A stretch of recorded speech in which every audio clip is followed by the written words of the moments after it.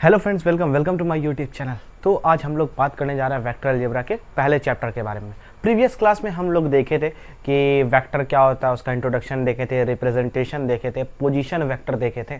ठीक है, तो ये सारा चीज़ हम लोग देखे थे। तो आज हम लोग देखते हैं, ठीक है, फ्री वेक्टर। ठीक है, concept of free vector, concept of free vector. बड़ा बेसिक से लेके चल रहे हैं। ठीक है, कोई प्रॉब्लम नहीं होगा आपको, कहीं पर कोई कंफ्यूजन नहीं होगा। फ्री वेक्टर, ठीक है, without changing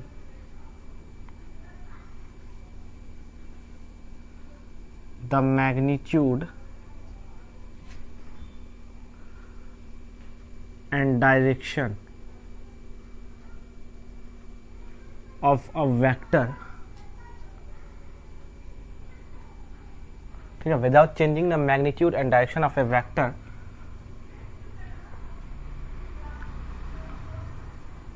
can displaced parallelly. ध्यान से समझिए,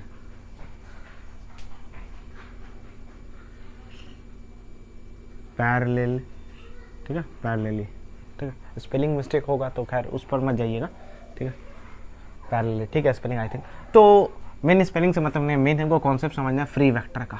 ठीक है, क्या बोल रहा है, without changing the magnitude and direction, यानी कि अगर किसी वेक्टर का हम ना ही मैग्नीट्यूड चेंज करें और ना ही डायरेक्शन चेंज करें। ठीक है, देखो समझो इसको समझाते हैं। जैसे मान लो ये है वेक्टर ए, ठीक है, और यहाँ पर कोई एक वेक्टर बी है। क्या है, वेक्टर बी है।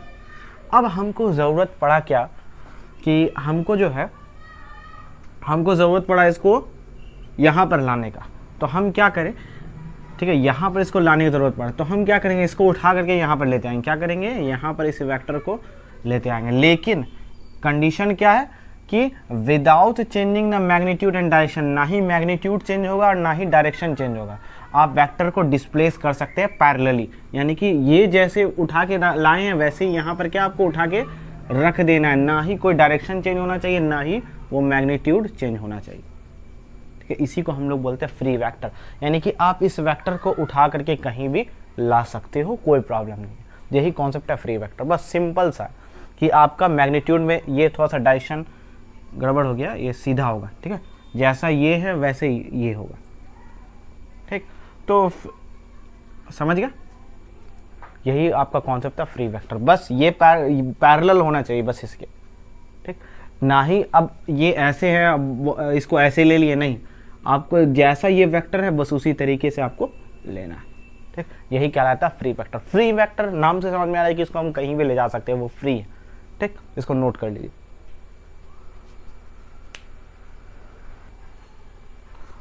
तो देखते हैं नेक्स्ट हम लोग एडिशन ऑफ ए वेक्टर। ठीक है, addition of a vector.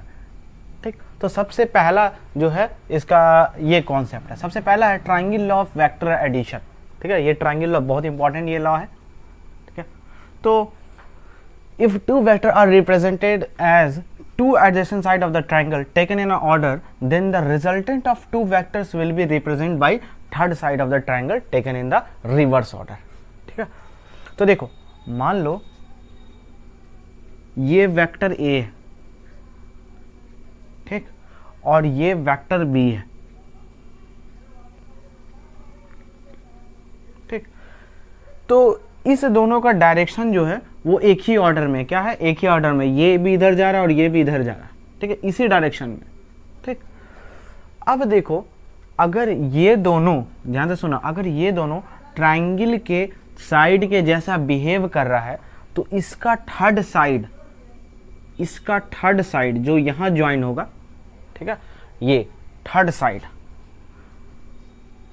Of the triangle taken in the reverse order. ठीक है, यानी कि इस दोनों का जो रिजल्टेंट वेक्टर मिलेगा वो इस दोनों का सम होगा, ये कहना चाह रहा है। ठीक है, मान लो ये पॉइंट का नाम ए है, ये बी है, ये सी है, और इसका जो डायरेक्शन होगा वो इसके डायरेक्शन के जस्ट रिवर्स होगा। यानी कि ये जो डायरेक्शन होगा वो इधर का होगा। देखो ये डायरेक्शन इधर है और ये डायरेक्शन इधर है, यानी कि अभी जो ये डायरेक्शन है इधर का ऐसे है, ठीक है। लेकिन जैसे ही इसका रिजल्टेंट वेक्टर अगर हम निकालेंगे, ठीक है, तो उसका जो डायरेक्शन हो जाएगा वो अपोजिट हो जाएगा। ये बहुत इंपॉर्टेंट लॉ है, बहुत क्वेश्चन में आपको यूज होने वाला है ये, ठीक है।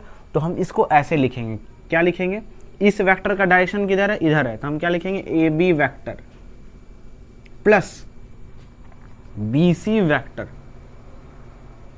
इज इक्वल टू किसके बराबर हो जाएगा, ठीक है, किसके, सॉरी ये हम डायरेक्शन गलत ले लिए हैं,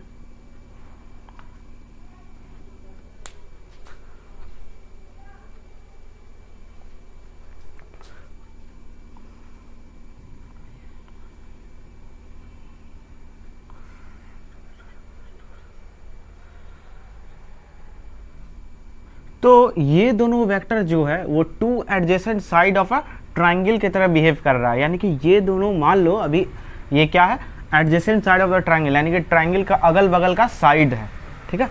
तो इसका जो तीसरा साइड होगा इस ट्राइंगल का, ये साइड, ठीक है, ये साइड जो होगा वो क्या होगा, इस दोनों के सम के इक्वल होगा, ये कहना चाह रहा है, ठीक है। Third side of the triangle taken in the reverse, यानी कि इस दोनों का जो रिजल्टेंट मिलेगा वो सम, इस दोनों के सम के बराबर होगा, और इसका डायरेक्शन हमेशा इसके अपोजिट होगा। किसके अपोजिट होगा, इस दोनों वेक्टर के। देखो अगर तुम ध्यान से देखोगे तो इसका इस डायरेक्शन है और इसका इस डायरेक्शन है, ये ऐसे जा रहा है, लेकिन अगर तुम देखोगे ये अपोजिट जा रहा है, ये इस डायरेक्शन में जा रहा है, ठीक। तो अगर हम इसको लिखना चाहें ऐसे, तो हम इसको ऐसे लिखेंगे, A B vector plus B C vector, यानी कि इस दोनों का सम बराबर किसके हो जाएगा, A C vector, not C A vector. C A vector दोगे तो डायरेक्शन चेंज हो जाएगा, डायरेक्शन चेंज हो जाएगा तो फिर वो आपको माइनस लगाना पड़ेगा। तो A B vector plus B C vector is equal to A C vector हो जाएगा। यही है ट्राइंगल लॉ, कि अगर ट्राइंगल का दो एडजेसेंट साइड वेक्टर के जैसा बिहेव कर रहा हो तो इसका तीसरा साइड जो होगा वो इस दोनों के सम के बराबर हो जाएगा, और उसका जो डायरेक्शन होगा वो इससे अपोजिट होगा, ठीक। बस यही है आपका वेक्टर एडिशन, ठीक। आप चाहे थ्योरी नोट कर सकते हो, ठीक है, चाहे फिगर भी नोट कर सकते हो, इसको नोट कर लो, आगे तुमको काम भी आएगा, ठीक है, थ्योरी पार्ट, तो इसको नोट कर लो।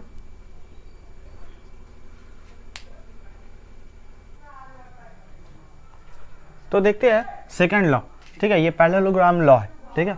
तो parallelogram law of a vector addition, if two vector are represent as two adjacent side of the parallelogram, यानी कि अब दो वेक्टर जो वो कैसा बिहेव कर रहा है, to adjacent side of the parallelogram, यानी कि अब जो है मान लो ये वेक्टर ए है, ठीक है, लाइन सीधा नहीं ड्रॉ हो रहा है, ठीक है, तो कोई प्रॉब्लम नहीं है, आपको बस समझना है। ये हो गया वेक्टर ए और ये हो गया वेक्टर बी। अब पिछले वाले ट्राइंगल लॉ में क्या था, ये जो है to adjacent side of the triangle behave कर रहा था, ठीक है, यानी कि, लेकिन इसमें क्या है कि ये जो है पैरेललोग्राम के जैसा बिहेव कर रहा है। तो अब ये क्या बोल रहा है, if two vector represented as two adjacent side of the parallelogram then sum of vector will be represented by the diagonal of the parallelogram, यानी कि इस दोनों वेक्टर का जो सम होगा वो पैरेललोग्राम के डायगोनल को डिनोट करेगा, ठीक है। यानी कि अब देखो जैसे ये वेक्टर है, अब हम इससे अगर बनाना चाहे पैरेललोग्राम तो कैसे बनेगा, तो हम क्या करेंगे, एक इसके पैरेलल यही वेक्टर ले लेंगे, ठीक है, ये वेक्टर ए है तो ये भी वेक्टर ए हो गया, ठीक है। एक हम ये वेक्टर को पैरेलल ड्रॉ कर दें क्योंकि पैरेललोग्राम है, और यही वेक्टर बी को हम लोग यहाँ पर के क्या किए, ठीक है, ये बना लिए ये वेक्टर बी। देखो दोनों का डायरेक्शन सेम है, दोनों वेक्टर का, तुम नहीं बोल सकते कि ये निगेटिव, अगर डायरेक्शन नीचे हो जाता तो अब ये निगेटिव हो जाता, ठीक है। ये हो गया वेक्टर ए, ये हो गया वेक्टर बी, ठीक है। अब देखो इसका जो डायगोनल होगा वो कैसा रिप्रेजेंट करेगा, अच्छा डायगोनल का डायरेक्शन किधर होगा, इधर होगा, ठीक है। ऑब्वियस है, जब ये इधर जा रहा है ये इधर जा रहा है तो इसका डायरेक्शन अपोजिट होगा, ये भी इधर जा रहा है और ये भी इधर जा रहा है तो इसका भी डायरेक्शन क्या होगा, अपोजिट होगा, ठीक है, दोनों तरफ से मेरा अपोजिट। तो इसका जो डायगोनल वो क्या होगा, इस दोनों के सम के इक्वल होगा, बस ये भी सेम ही है, ट्रायंगल लॉ के ही जैसा है, ठीक है, वही चीज़ है, ठीक है, लेकिन इसको हम लोग पैरेललोग्राम लॉ से भी देखें, यानी कि अगर ये दोनों साइड कैसा बिहेव करेगा, पैरेललोग्राम का साइड, तो इसका जो डायगोनल जो होगा, ठीक है, वो इस दोनों वेक्टर के सम के इक्वल होगा, ठीक, इसको नोट कर लीजिए।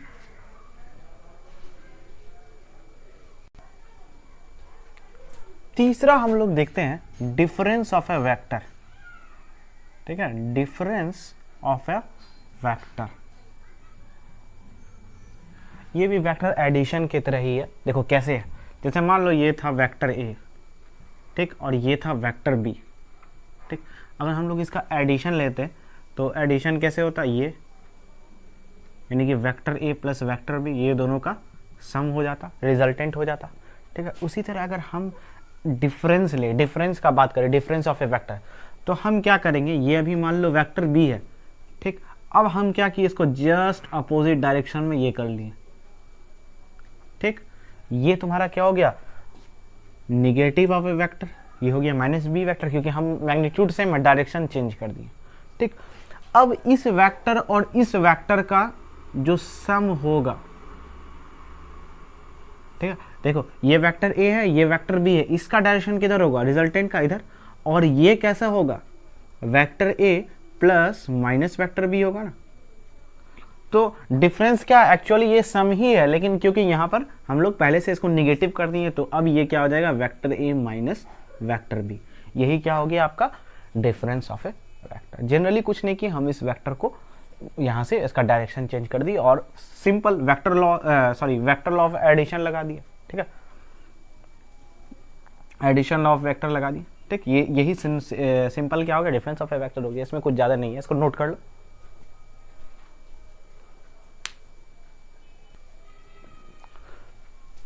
तो नेक्स्ट हम लोग देखते हैं प्रॉपर्टीज ऑफ वेक्टर एडिशन,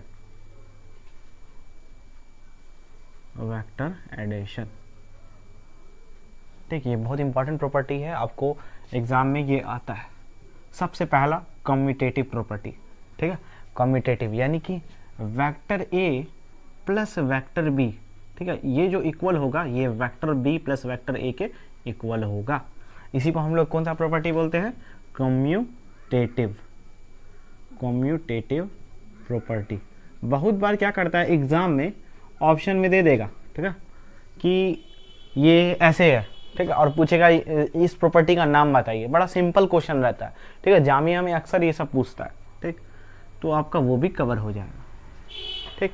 उसी तरह हम लोग देखते हैं नेक्स्ट एसोसिएटिव प्रॉपर्टी, यानी कि ये vector A plus vector B plus vector C, ठीक, ये इक्वल होगा vector A plus vector B plus vector C के, ठीक है। अब देखो हम यहाँ क्या कहना चाह रहे हैं, यानी कि इस दोनों का सम, पहले इस दोनों का सम करेंगे, ठीक है, वो जो है ये, ठीक, यानी कि पहले इस दोनों का सम करके तीसरे वेक्टर में जोड़ेंगे, और ये बराबर किसके होगा, चाहे तुम इस दोनों का सम करके इसमें जोड़ दो, ठीक है। इसी प्रॉपर्टी को हम लोग बोलते हैं एसोसिएटिव प्रॉपर्टी,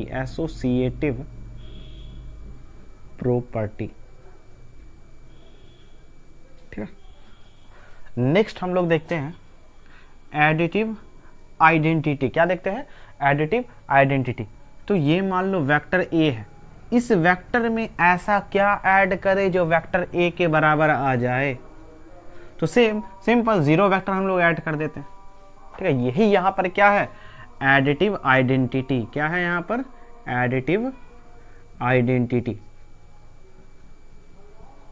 ठीक है। कौन से वेक्टर का, वेक्टर ए का, ठीक।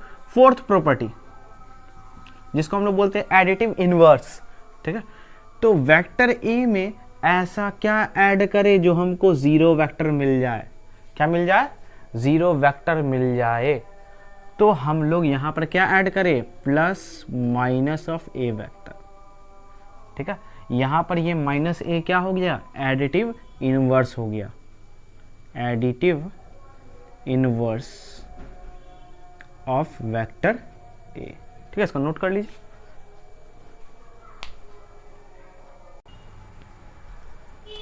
तो अब हम लोग नेक्स्ट देखते हैं unit vector, unit vector along axes. अब जो हम देखेंगे वो एक्सेस के अलोंग जो है, एक्सेस मतलब ये एक्सेस का प्लूरल है, ठीक है, तो क्योंकि 3 एक्सेस होता है तो यहाँ इसीलिए एक्सेस है। तो अब हम लोग देखेंगे axes along, sorry unit vector along axes. तो देखो एक्सेस, ठीक है, ये तुम्हारा हो गया एक्स एक्सेस, एक्स एक्सेस ये वाई और ये जेड। अब हम लोग क्या देखेंगे, इसके अलोंग जो है वो यूनिट वेक्टर क्या होता है, ठीक है। तो देखो यूनिट वेक्टर जो होता है वो सिर्फ और सिर्फ डायरेक्शन पता करने के लिए होता है। किसके लिए? डायरेक्शन पता करने के लिए। अगर किसी भी मैग्नीट्यूड में अगर हम लोग यूनिट वेक्टर डाल दें, ठीक है, तो वो क्या बन जाएगा? वेक्टर बन जाएगा। यूनिट वेक्टर सिंपली ध्यान रखना सिर्फ और सिर्फ डायरेक्शन बताने के लिए होता है, ठीक है, कि उसका डायरेक्शन किधर है। तो अभी ये एक्सेस है, क्या है? ये एक्सेस है। अब इस एक्सेस का, ठीक है, अब इस एक्सेस के अलोंग जो है हम लोग क्या करेंगे, मान लो, ठीक है, ये 1 यूनिट है, ये 2, ठीक है, 3, 4, जितना भी यूनिट है ये, इसको हम यूनिट में अभी डिवाइड कर दिए। तो ये जो है ये 1 यूनिट है, यहाँ भी अगर हम इसको डिवाइड करेंगे तो ये हो गया 1 यूनिट, ठीक है, इसको यूनिट में हम लोग डिवाइड कर दिए, ठीक है, यहाँ भी इसको यूनिट में डिवाइड कर दिया। तो ये जो है 1 यूनिट है, ठीक है, क्या है? 1 यूनिट है। अब हम लोग अभी देखो 1 यूनिट में अगर हम डायरेक्शन ढूंढे तो यहाँ पर डायरेक्शन है नहीं, तो हम क्या करेंगे, इसको डायरेक्शन, यहाँ सिर्फ अभी मैग्नीट्यूड है, ठीक है, सिर्फ 1 यूनिट का बात कर रहे हैं अभी। इसमें 1 यूनिट में अगर हम, क्योंकि हमको वेक्टर आगे पढ़ना है तो अब हमको सारी चीज़ को जितना भी है सबको वेक्टर के फॉर्म में कन्वर्ट करना। तो हम इसको वेक्टर कैसे कन्वर्ट करेंगे, तो जस्ट यहाँ पर हम लोग क्या करेंगे, ये सॉरी पहले इसका बात करते हैं। यहाँ पर हम लोग क्या कर देंगे, इसको आई कैप बोल देंगे। ये आई कैप क्या है? ये यूनिट वेक्टर है। क्या किसके अलोंग है? तो ये एक्स एक्सिस के अलोंग है। जब भी अगर कोई आपसे पूछे कि एक्स अलोंग के एक्सिस कौन सा यूनिट वेक्टर होगा, ठीक है, एक्स अलोंग के एक्सिस कौन सा यूनिट वेक्टर होगा, तो आप क्या बोलिएगा? आई। उसी तरह वाई के ये जो है जे कैप, यानी कि ये यूनिट वेक्टर जैसे जोड़े तो यहाँ पर इस वेक्टर को डायरेक्शन मिल गया। और इसके अलोंग, ठीक है, z के अलोंग ये k कैप, ठीक है, यानी कि x के अलोंग जो हो गया वो i कैप हो गया, और y के अलोंग जो हो गया वो यूनिट वेक्टर j कैप हो गया, और z के अलोंग जो हो गया वो k कैप हो गया। सिर्फ और सिर्फ डायरेक्शन पता करने के लिए हम लोग इसको यूज करते हैं। जब हम लोग इसको कंपोनेंट फॉर्म पढ़ेंगे तो हम लोग इसको देखेंगे बड़ा डिटेल में, ठीक है। ये इसी के बाद ही टॉपिक है, पहले इसको नोट कर लीजिए।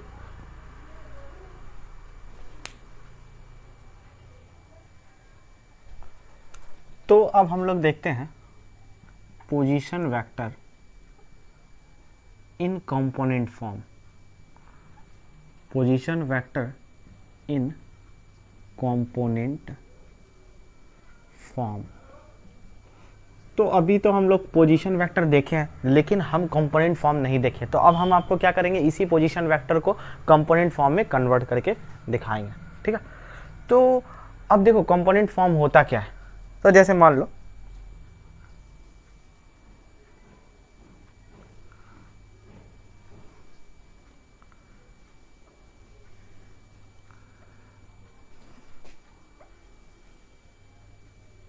ये आपका एक्स एक्सिस है,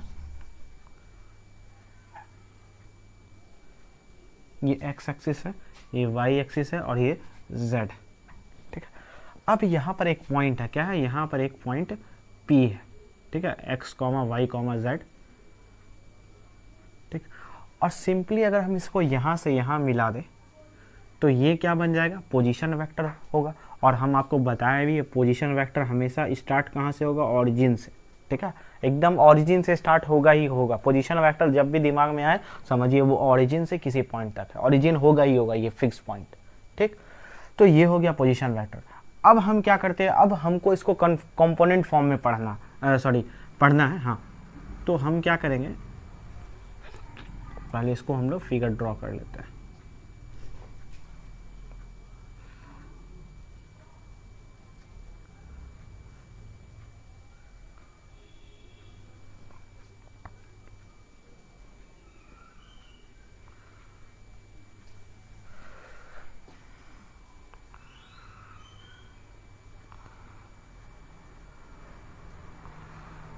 ठीक है, थोड़ी देर के लिए इसको हम हटा देते हैं।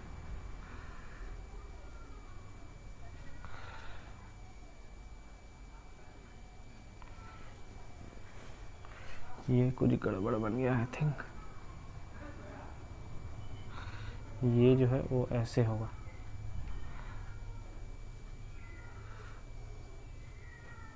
ठीक है, इस तरीके से होगा। अभी ये पॉइंट P क्या है, x, y, z है, ठीक।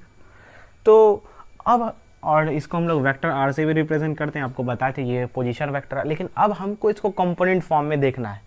अभी ये लेंथ क्या है, अगर यहाँ से यहाँ तक का लेंथ का हम बात करें तो ये लेंथ क्या है, x है ना।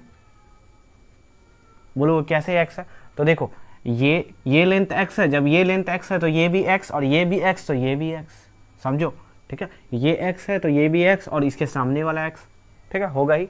उसी तरह ये लेंथ क्या है, ये y है, ये लेंथ क्या है तुम्हारा, y है, ठीक। और ये लेंथ तुम्हारा क्या है, z है।